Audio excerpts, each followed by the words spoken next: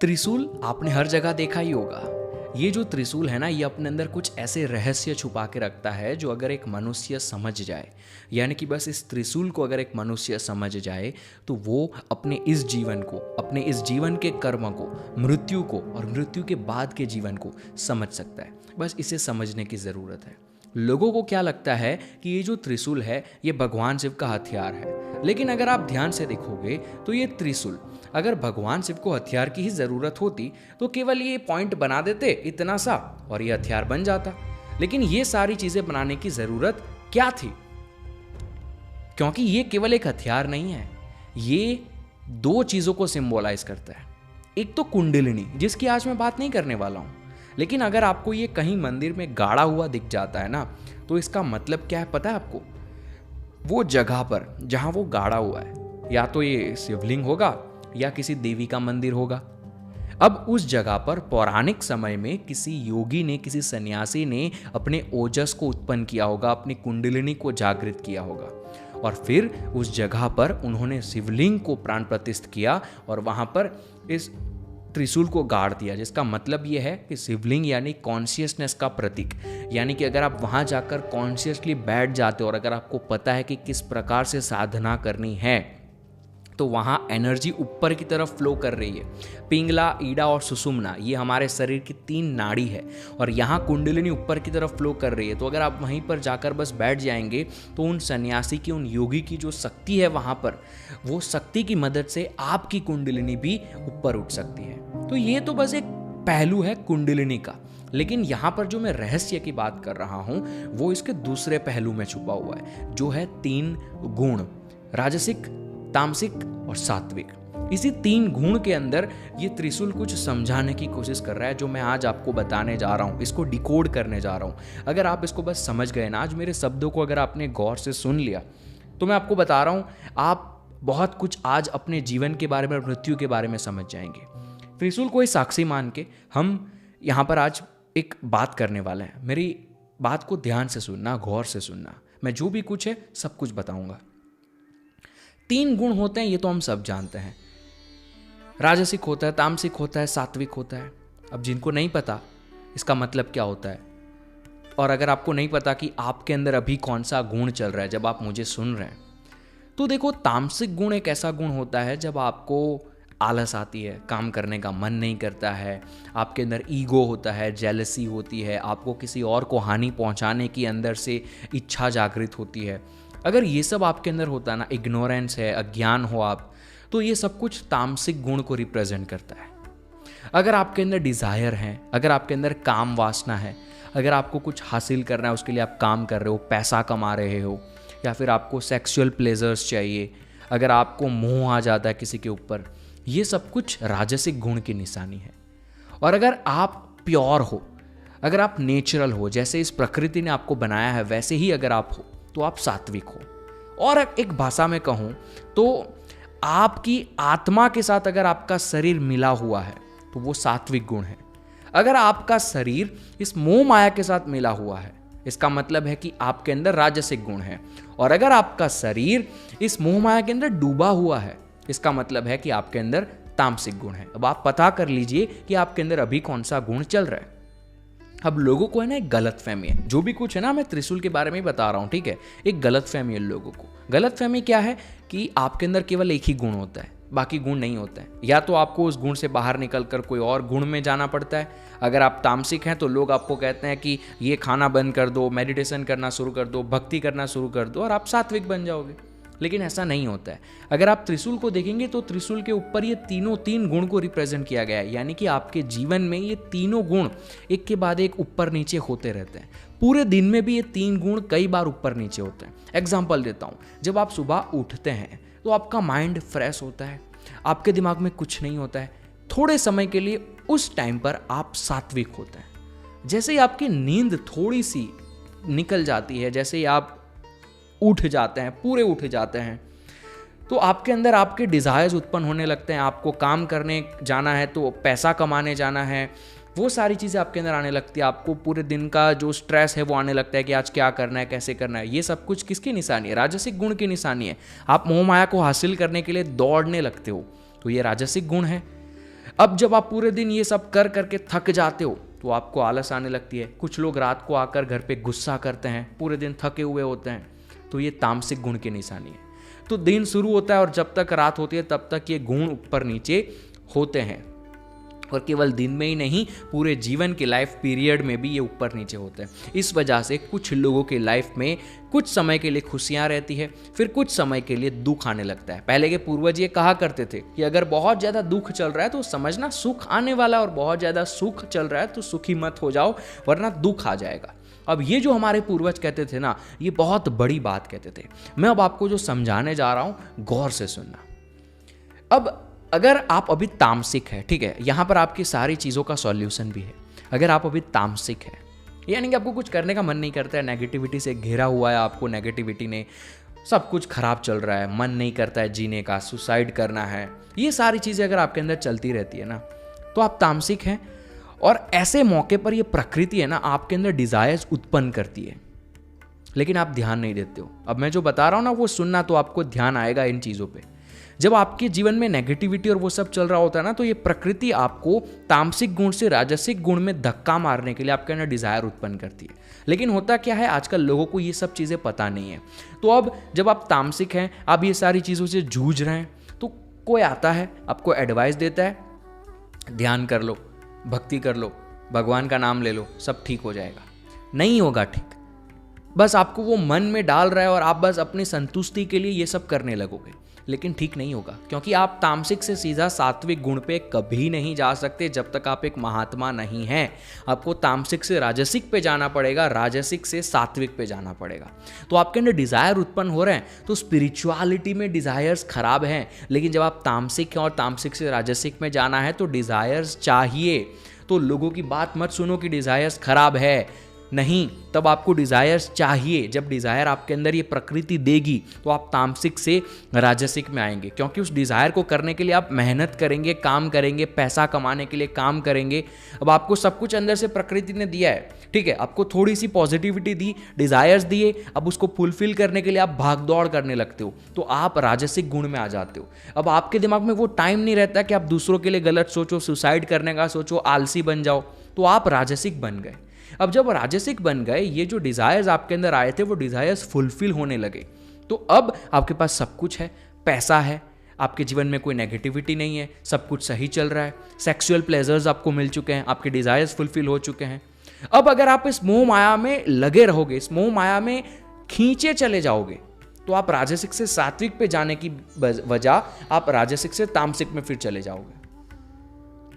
मोह माया में अगर डूब गए फिर से तामसिक में आ जाओगे। तो आपको आपकी ये प्रकृति जो है ना वो मौका देती है। डिजायर दिया, डिजायर फुलफिल किया, अब आपके पास सब कुछ सही है, अब आपके पास मौका था कि आप राजसिक से सात्विक गुण में जा सकते थे। अब जाकर आप ध्यान करते तो आप सात्विक गुण में जा सकते। अब जाकर अगर आप भक्ति करते, क्योंकि अब आपके पास भक्ति का टाइम है, लोगों के पास मेडिटेशन का टाइम नहीं होता है। क्यों? क्योंकि वो अभी तामसिक से राजसिक में जा रहे हैं। अब अपने आप को समझो कि आपके साथ क्या हो रहा है, तो आपके लिए मेडिटेशन का टाइम होगा ही नहीं। कुछ भी कर लो आप नहीं कर पाओगे, आप फोर्स करोगे अपने आप को मेडिटेशन करने के लिए, ये नहीं करना है, ठीक है। तो आपने डिजायर फुलफिल की, अब राजसिक से आप सात्विक पे जाने के लिए मेहनत करोगे, आप स्पिरिचुअलिटी में आओगे, आप भक्ति करोगे, तब जाकर आप सात्विक बनोगे। मैं आपको एक इंटरेस्टिंग चीज बताता हूं, जब मृत्यु होती है ना, तो मृत्यु के दौरान अगर आपकी मृत्यु तामसिक गुण में हो जाती है, अगर आप तामसिक मृत्यु ले लेते हैं, तो आप अगले जन्म में जानवर बन के आते हैं, क्योंकि आपको फिर से ये पूरी जो लाइफ की साइकिल है ना वो शुरू करनी पड़ती है बिगिनिंग से। अगर आपकी मृत्यु राजसिक गुण में होती है तो अगले जन्म में आप फिर से राजसिक गुण में ही जन्म लेते हैं। लोग आपने देखे होंगे जो बचपन से बहुत पैसे वाले घर में आ जाते हैं, उनके पास सब कुछ होता है। क्यों? क्योंकि अब लाइफ आपको फिर से मौका दे रही है कि आप राजसिक थे, आप सात्विक नहीं बने, तो आप फिर से राजसिक लेकर जन्म लिए हो, आपके पास सब कुछ है, अब आपके पास मौका है, या तो इधर जाओ यानी कि सात्विक, या तो इधर जाओ यानी कि तामसिक। अगर आप उसका गलत उपयोग करोगे, कुछ लोग होते हैं बचपन से पैसा होता है, सब कुछ देखा होता है पैसों से ही, तो वो उसका गलत उपयोग करते हैं और तामसिक में चले जाते हैं। फिर से अगर तामसिक में चले गए तो फिर से पूरी लाइफ साइकिल शुरू हो जाएगी। लेकिन अगर उसका इस्तेमाल किया और सात्विक में चले गए, स्पिरिचुअलिटी, आध्यात्मिकता, तो वो लाइफ साइकिल से हट जाएंगे, मोक्ष मिल जाएगा। और अगर आपकी मृत्यु सात्विक में होती है तो आपको उसी क्षण मोक्ष मिल जाएगा। इस वजह से कहा जाता है कि आप जिस सोच पे मृत्यु लेते हो वही सोच के साथ फिर से पैदा होते हो। तो अब आपको आपके ऊपर ध्यान देना है। अगर आप अभी तामसिक है तो अब अपने अंदर डिजायर्स लेकर आओ, तब डिजायर्स खराब नहीं है। आप कुछ करने के पीछे भागो, आप कुछ भी करो अपनी लाइफ में, तो आप है ना धीरे धीरे तामसिक से बाहर आओगे। तुरंत नहीं आओगे, टाइम लगेगा, लेकिन आप धीरे धीरे बाहर आओगे। जब आप तामसिक से बाहर आओगे, आप राजसिक में आ जाओगे, तो आपको ये प्रकृति खुद मदद करेगी। आप नेगेटिविटी, अरे यार कुछ नहीं हो रहा है, क्या करूंगा यार, कुछ नहीं हो रहा है, नेगेटिविटी, तो आप तामसिक में ही फंसे रहोगे और तामसिक में ही आपकी मृत्यु हो जाएगी। तो आपको आपके लिए करना पड़ेगा, कोई आपकी मदद नहीं करेगा प्रकृति के अलावा, कोई इंसान नहीं, कोई मनुष्य नहीं, कोई नहीं, कोई मंत्र भी आपके लिए मदद नहीं करेगा। मैंने देखा है कुछ लोगों को क्या होता है कि वो कुछ अगर उनके जीवन में नेगेटिव हो रहा है, पैसे कहीं पर अटक गए हैं, विवाह नहीं हो रहा है, बच्चे नहीं हो रहे, ये नहीं हो रहा है, वो नहीं हो रहा है, तो मुझे काफ़ी सारे लोगों के ईमेल्स आते हैं कि कोई मंत्र मुझे दे दो जिससे मैं इससे बाहर आ पाऊँ। तो आप ऑब्जर्व करो अपने आप को, आप जो भक्ति कर रहे हो भगवान की, आप जो आध्यात्मिक राह पर चल रहे हो, वो आप आध्यात्मिक राह पर चलने के लिए नहीं चल रहे हो, आप अपने आप को संतुष्टि देने के लिए कर रहे हो। आपको अपनी प्रॉब्लम सॉल्व करनी है, इस वजह से आप ये कर रहे हो। जैसे प्रॉब्लम सॉल्व होगी, आप सब कुछ भूल जाओगे। लोग कहते हैं कि मैं तो आध्यात्मिक हूं, अब मैं आध्यात्मिक हूं तो कोई मंत्र मुझे दे दो, अगर मेरे पास मंत्र होगा, मैं तो आध्यात्मिक हूं, भगवान मेरे सुनेंगे, वो मंत्र से शायद मेरे पैसे अटके हुए हैं वो आ जाएंगे। अब यहां पर कॉन्ट्राडिक्शन देख रहे हो, मंत्र चाहिए क्योंकि वो आध्यात्मिक है। अब आध्यात्मिक इंसान को तो पैसों से लेन देन ही नहीं होता है, तो मंत्र पैसों का क्यों ढूंढने निकले हो भाई? तो पैसों का मंत्र चाहिए क्योंकि पैसे हासिल करने हैं, भगवान से लेन देन नहीं है, आध्यात्मिकता से लेन देन नहीं है। और बहुत सारे ऐसे बड़े बड़े योगी भी हैं, फ्रॉड जो होते हैं ना, वो आपके सामने अलग अलग तरकीबें दिखाएंगे, मुंह से कुछ निकालेंगे, अलग अलग चीजें हाथ से प्रोड्यूस करेंगे। तो ये सब जो दिखावा किया जाता है ना, ये राजसिक गुण है, ये सात्विक गुण नहीं है। तो ये राजसिक गुण में आपको दिखावा कर रहे हैं। कुछ लोग आध्यात्मिकता में इस वजह से आना चाहते हैं क्योंकि उन्हें चक्र एक्टिवेट कर रहे हैं, उन्हें कुंडलिनी की शक्ति चाहिए, उन्हें सिद्धियां हासिल करनी है। तो ये सब कुछ क्या आप आध्यात्मिकता के लिए कर रहे हो? नहीं, आप राजसिक गुण में आ रहे हो। आप राजसिक गुण के अंदर ये सब कुछ हासिल करना चाहते हो जिससे कि आप लोगों पे राज कर पाओ, आप अपने जीवन पे राज कर पाओ, आप अपने प्रॉब्लम्स को सॉल्व कर पाओ। ये सब कुछ करने के लिए आपको ये सब कुछ करना है, चक्र एक्टिवेट करने वगैरह वगैरह। इस वजह से कभी प्रकृति आपकी मदद ही नहीं करती है और इस वजह से आपके जीवन में कोई गुरु भी नहीं आता है। आपको इन तीनों गुणों के इस गोलमाल को समझना होगा। अगर आप ये नहीं समझ पाए तो दिक्कत हो जाएगी। तो अगर आप तामसिक से राजसिक पे आए हैं और अगर आप राजसिक में ये नहीं समझे कि आप सात्विक में जा पाएंगे, तो आपका जो ये प्रकृति का जो पूरा गोलमाल है वो फिर से आपको तामसिक में धक्का दे देगा। लेकिन अगर आप तामसिक से राजसिक पे आए, राजसिक से सात्विक पे आ गए, तो आपको ये प्रकृति सात्विक से तामसिक में फिर नहीं भेज सकती। अब आप राजसिक में या सात्विक में घूमते रहेंगे। लेकिन यहां पर आपकी एक सेफ साइड हो गई कि अगर आपकी मृत्यु हो भी गई लेकिन आप तामसिक मृत्यु नहीं लेंगे, यानी कि अगले जन्म में आप फिर से आएंगे राजसिक बन के और फिर से आपके पास मौका होगा आध्यात्मिकता में आगे बढ़ने का। कुछ ऐसे योगी हैं, बहुत सारे, कहानियां मैं बता नहीं सकता वरना वीडियो बहुत लंबी हो जाएगी, जिनकी साधना अधूरी रह जाती है। तो वो साधना को पूर्ण करने यानी कि राजसिक से सात्विक जाने के लिए फिर से मनुष्य जन्म लेकर आता है। तो अगर आप ये गुणों को समझेंगे, अगर आप ये गुणों के गोलमाल को समझ लेंगे, तो आप अपने जीवन के कर्म को भी रोक सकते हैं। कैसे? तो अब आपके जीवन में तामसिक गुण है, डिजायर्स आए, प्रकृति ने आपकी मदद की तामसिक से राजसिक में आने के लिए। अब यहां पर सब कुछ सही चल रहा है, आपके कर्म इकट्ठा नहीं होंगे। राजसिक में आ गए, डिजायर्स फुलफिल कर लिए, फिर आप मोह माया में अट्रैक्ट होने लगे, मोह माया के पीछे पड़ गए, सेक्सुअल प्लेजर्स और ये सारी चीजें आपको चाहिए। तो अब आपके कर्म बनना शुरू हो जाएंगे। लेकिन अगर आप प्रकृति के नियमों के हिसाब से चलते रहेंगे ना, तो आप कोई कर्म इकट्ठा नहीं करेंगे, क्योंकि इस जन्म के कर्म आपके हाथ में है। लोग कहते हैं कि सब कुछ पहले से डिसाइड होता है, लेकिन इस जन्म के कर्म तो आपके हाथ में हैं। अगर आप इसको समझोगे ना तो समझ पाओगे। लोगों की बातों में मत आओ, अपनी लाइफ को समझो।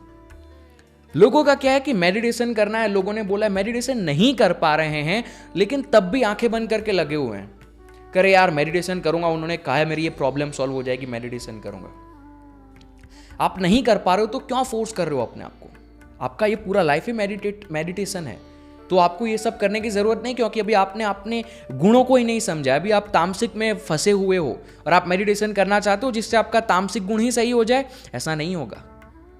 तामसिक से राजसिक, राजसिक से सात्विक, ये पूरा एक फिनोमिना है। और इसी वजह से हमारे पास इस प्रकार के सिंबॉलिज्म भी है। तो ये है काल भैरव, ये क्या है? तामसिक गुण, ये पूरा रोड मैप है, ठीक है। ये काल भैरव तामसिक है। उसके बाद आता है नटराज, यानी कि वो राजसिक है। तो अगर आप काल भैरव की साधना करते हैं तो आप तामसिक गुण से ऊपर आ जाते हैं, यानी कि राजसिक गुण में। जब नटराज की साधना करते हैं, जब नटराज को समझते हैं, जब ये सिंबॉलिज्म को समझते हैं, तो आप राजसिक गुण को सरपास कर सकते हो और आप आ जाते हो दक्षिणामूर्ति में, जो कि सात्विक स्वरूप का एक सिंबॉलिज्म है। तो ये लेवल भी इसी वजह से बनाया गया इस प्रकार से। तीन ये जो सिंबॉलिज्म आपको दिख रहे हैं, जो तीन आपको आकृति प्रकृति दिख रही है, वो इसी वजह से है। समझ पा रहे हैं आप मैं जो कह रहा हूं? तो त्रिशूल में यही बताया गया है कि आपको इन तीनों गुणों के अंदर नहीं घूमते रहना है। एक के बाद एक गुण आपको ये प्रकृति मदद कर रही है सरपास करने के लिए। तीनों गुणों के परे आ जाओ और आप ब्रह्मांड को अनुभव कर लोगे, आप ब्रह्मा को अनुभव कर लोगे, यानी कि अब आप अहम ब्रह्मास्मि कह पाओगे। वेदों में लिखा है, लोगों ने अहम ब्रह्मास्मि समझ लिया, सोशल मीडिया के बायो पे लिखना शुरू कर देंगे। It is not how things are working. फिर कहते हैं कि हमने स्क्रिप्चर्स पढ़े, हमें सब ज्ञान है, लेकिन आपने समझा ही नहीं ये सारी चीज़ों को। ये सिंबॉलिज्म ऐसे ही नहीं है हमारे कल्चर में। इसको समझो, इन तीनों गुणों के ऊपर आ जाओ and your life will over right now. सब कुछ यहीं खत्म हो जाएगा, फिर से इस मोह माया और साइकिल में आना नहीं पड़ेगा। ये जादू कर रहा है आप पे, इस जादू को समझो, गुणों को समझो। जब आप तामसिक हो तो अपने आप को समझो कि अरे मैं तामसिक हूं, अब मैं क्या कर सकता हूं? मेडिटेशन नहीं, अब मैं राजसिक गुण में आता हूं। आप डिजायर्स को फुलफिल करते हो, आप काम करते हो, मेहनत करते हो, और तब आपको मन ऑटोमेटिकली लगेगा सात्विक में जाने का, यानी कि स्पिरिचुअलिटी में आने का। तो अपने इन गुणों को आपको कंट्रोल मत करने दो, आप इन गुणों को कंट्रोल करो। इन गुणों की पूरी जो ये सिस्टम चल रही है ना, उनको समझो, तो आपको सब कुछ लाइफ में समझ में आने लगेगा। कैसे लाइफ को मैनेज करना है, कैसे लाइफ को चलाना है, वो आपके हाथ में आने लगेगा। जब भी आपके अंदर कुछ भी होता है ना, चेंज, थॉट में चेंज, ओवर थिंकिंग में चेंज, शरीर में चेंज, तो बस अपने आप को समझो कि क्या हो रहा है, कौन सा गुण होगा और इस गुण से बाहर आऊं, कैसे आऊं, उसको समझो, तो आप सब कुछ समझ पाओगे। तो मैं यही कहना चाहता था त्रिशूल के बारे में आज, और ये मैंने आपको कह दिया। आई होप आप समझ पाए। और अगर आप यहाँ तक सुन रहे हैं मुझे, तो कृपया करके मुझे बताइए नीचे कि आप यहाँ तक मुझे सुन रहे हो और आपको ऐसी चीज़ें सुनना पसंद है। फिलहाल इतना ही। नमस्कारम।